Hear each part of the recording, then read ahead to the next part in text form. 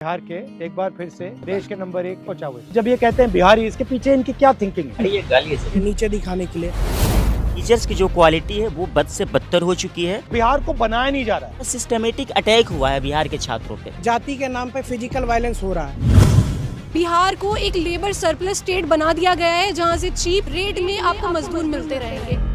सामाजिक बंटवारा और जातिवाद हो रहा है सर। और वही बात वोट चोरी में हो रहा है। Privatisation of education. सर आपका नेट जेआरएफ नहीं है फिर भी आपका एडमिशन हो जाएगा। क्यों? क्योंकि आप आरएसएस में हो।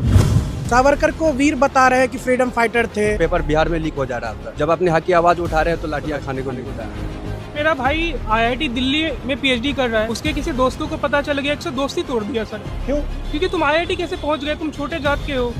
ये रियलिटी है सर। HIV एड्स बहुत ज़्यादा बिहार में प्रेवलेंट है, जिसकी रिपोर्ट्स तक बनाना गवर्नमेंट इम्पोर्टेंट नहीं समझती है।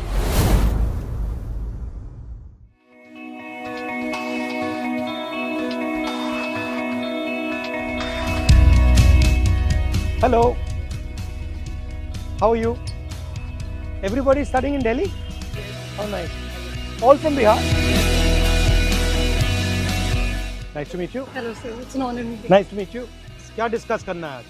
बिहार एक समय में पटना यूनिवर्सिटी, वहाँ का मिथिला यूनिवर्सिटी एक समय ऐसा हुआ करता कि उसको ईस्ट का ऑक्सफोर्ड कहा जाता था। आज समय उसकी इतनी हालत खराब है कि वहाँ पे सब छोड़ के दिल्ली में आके पढ़ाई कर रहे हैं। दूसरा कोई नया यूनिवर्सिटी नहीं बनने, इसका कारण क्या है? बेसिकली सरकार है। तो हम यही चाहते हैं कि क्या महाकर्म सरकार आने के बाद बिहार का क्या पटना यूनिवर्सिटी फिर से वो ऑक्सफोर्ड बनेगा ईस्ट का, ताकि हम जैसे छात्रों को बिहार से इतने दूर आके ना पढ़ना पड़े। हम लोग यहाँ पे तो बहुत बुरी कंडीशन में रहते हैं। 15,000 20,000 हमको रेंट देना पड़ता है। कोई रेंट कंट्रोल एक्ट नहीं है हम लोगों के लिए। पापा क्या करते हैं आपके? मेरे फादर नहीं है, मेरे ब्रदर अब फैक्ट्री में वर्कर हैं गुजरात में। मजबूरी में यहाँ पढ़ने आ रहे हैं। हमारे माता पिता ने पैसा नहीं पढ़ा देगा, पर हम वो जानते हैं कि बिहार में पढ़ के हमारे को भविष्य नहीं है। आप में से कितने लोग सोचते हैं जो आप दिल्ली में आए हो, आपकी चॉइस थी दिल्ली में आना या आप एक प्रकार से फोर्स हुए हो दिल्ली में आना? फोर्स्ड ही है सर। ठीक है, तो एक तो सबसे पहली वजह ये है कि वहाँ पर स्कूल्स की जो व्यवस्था है बहुत ख़राब है, बहुत बुरी हालत है।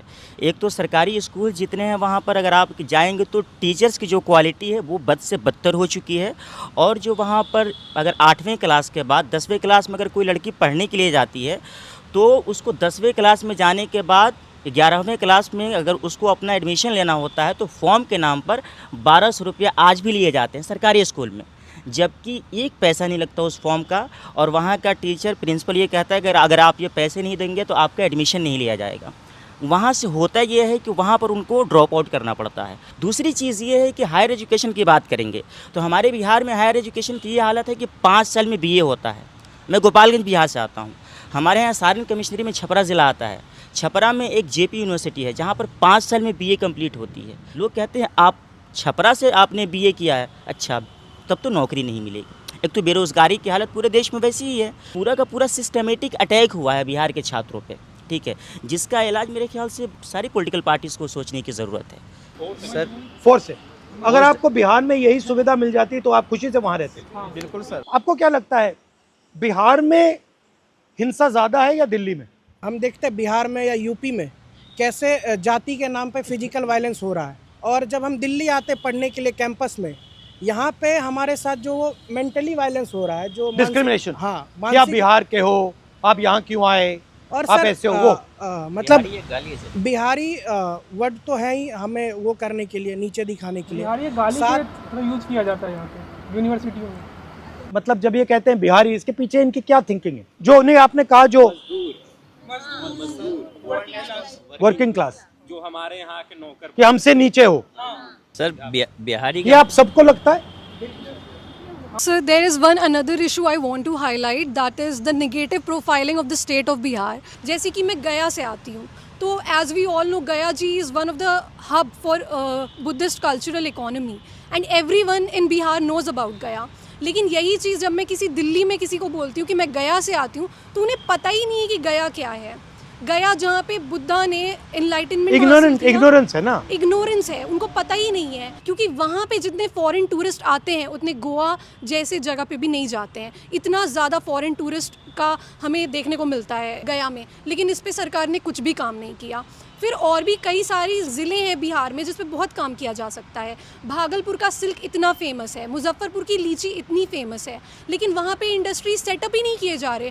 हर अगले इलेक्शन में आते हैं पॉलिटिकल लीडर्स और वो बोल देते हैं कि आपके अकाउंट में 10,000 चला जाएगा, आपके अकाउंट में इतना डीबीटी डायरेक्ट बेनिफिट ट्रांसफ़र हो जाएगा, और इस तरीके से बिहार को एक लेबर सरप्लस स्टेट बना दिया गया है जहाँ से चीप रेट में आपको मजदूर मिलते रहेंगे। जैसे मैं अभी यात्रा में बिहार गया और मुझे क्या लग रहा था कि जितनी नेचुरल इंटेलिजेंस मैंने वहाँ देखी वो और कहीं नहीं, बट स्ट्रक्चर बिल्कुल फेल्ड है। एक साथ बिहार को बनाया नहीं जा रहा है।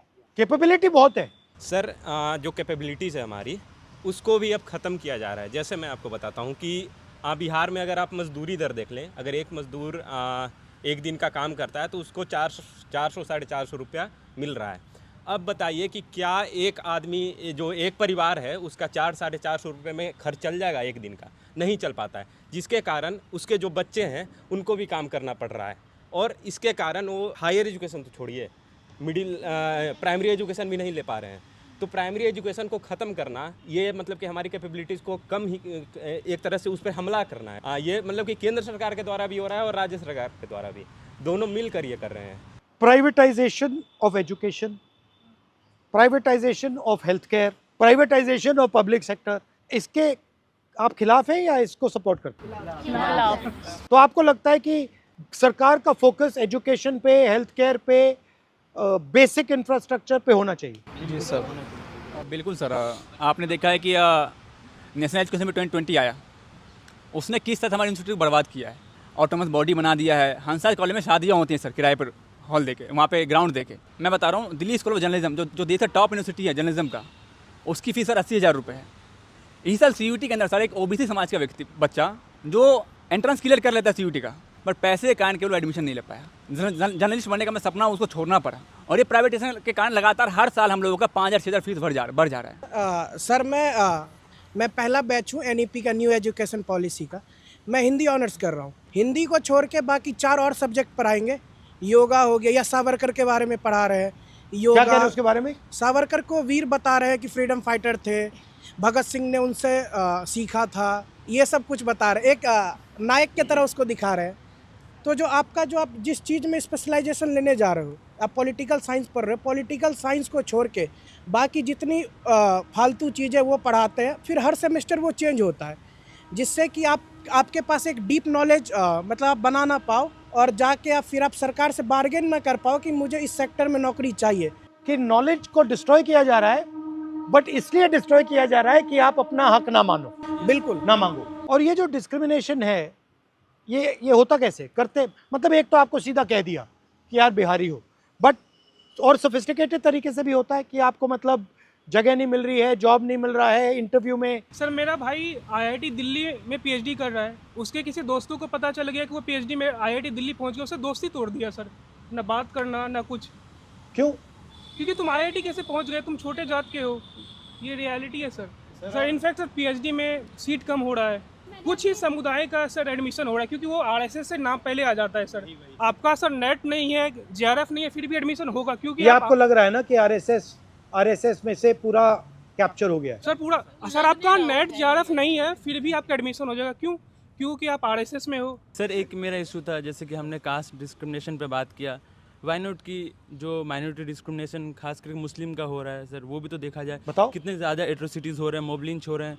अब बिहार में आप देखिए, जब से NDA की अभी सरकार थी ही, अब फिर से आई है, तो उसमें सर हमेशा मॉब लिंच होते जा रहा है। इवन आप पूरे कंट्री में देख सकते हैं सर, कितनी ज़्यादा मॉब लिंच हो रही है। हमेशा डर रहता है कि कब हम पे क्या हो जाए, कब बाहर हम निकल रहे हैं। ट्रेन में भी जाते हैं सर, डर लगता है कि अगर कोई किसी को पता चले कि मुस्लिम है तो क्या हो जाएगा। हम एज ए स्टूडेंट जो दिक्कतें हमें हो रही है सर, ये हम बता नहीं सकते। बिहारी और दूसरा सबसे बड़ा मुस्लिम। मुझे लगता है बिहार की प्रॉब्लम जो है उनकी इंटरनल प्रॉब्लम है, असमानता जो सबसे बड़ी प्रॉब्लम है, जो जाति व्यवस्था है, और उस पर तो ही बात नहीं करना चाहता। मैं आपसे सहमत हूँ, वो तो बिल्कुल सही कह रही है, बट करें क्या? बेसिकली उन्हें ऐसा सिस्टम अपनाना पड़ेगा कि जो समानता इस्टेब्लिश हो सकती है, और जो भी चीज़ें मिल रही है वो सब तक मिले, क्योंकि आप उन्हें ईजिली दूर नहीं कर सकते जाति व्यवस्था। तो अगर तो ऊंची जाति वाला शोषण कर रहा है ना, तो नीची जाति वाला वो शोषण सह रहा है। वो मान रहा है कि मैं इससे कमजोर हूँ और मेरा तो काम ही यही है, थी इनके साथ, मतलब थी इनके घर पे सफाई करना या फिर इनसे दबते रहना, मेरा काम ये है। तो आप दोनों तो दिमाग में बैठा हुआ है, ये दोनों थी प्रॉब्लम जो सॉल्व कर सकता है वो एक अच्छा शिक्षक कर सकता है। बिहारी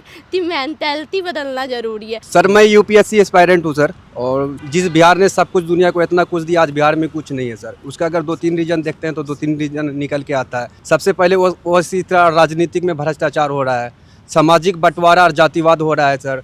उसके बाद शिक्षा की बदहाली हो रही है, उसके बाद ढांचागत विकास की कमी है। तो शिक्षा की बदहाली ऐसा है कि सर हम यूपीएससी का तैयारी कर रहे हैं, पेपर बिहार में लीक हो जा रहा था। जब अपने हक की आवाज़ उठा रहे हैं तो लाठियाँ खाने को मिलता है। तो इस तरह से हम लोग यहाँ पे 15,000 20,000 रुपये खर्चा कर रहे हैं। उसके बाद परचेसिंग पावर नहीं है उतना कि आप कोचिंग संस्था ले सकते हैं। एजुकेशन में सर हाईएस्ट जीएसटी है sir, second highest GST 18% GST है। अगर 18% जीएसटी और इनकम टैक्स हटा दिया जाए तो 90 रुपये में लोग कर लेंगे। हर घर में शिक्षा जला देंगे।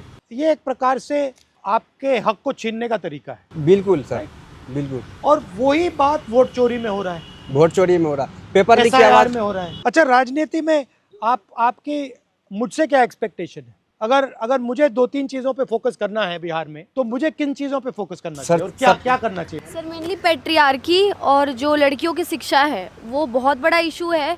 क्योंकि जैसे देखा जाता है कि गाँव से जब लड़कियाँ बाहर पढ़ने के लिए आती है, सबसे पहले तो पैसे की बात आ जाती है कि पैसे लग जाएंगे। तो पैसे क्यों ना लड़की में तो नहीं लगाएंगे, लड़कों में लगाएंगे बेसिकली। और दूसरी बात ये है कि यहाँ पे रहने का खर्च इतना है ना।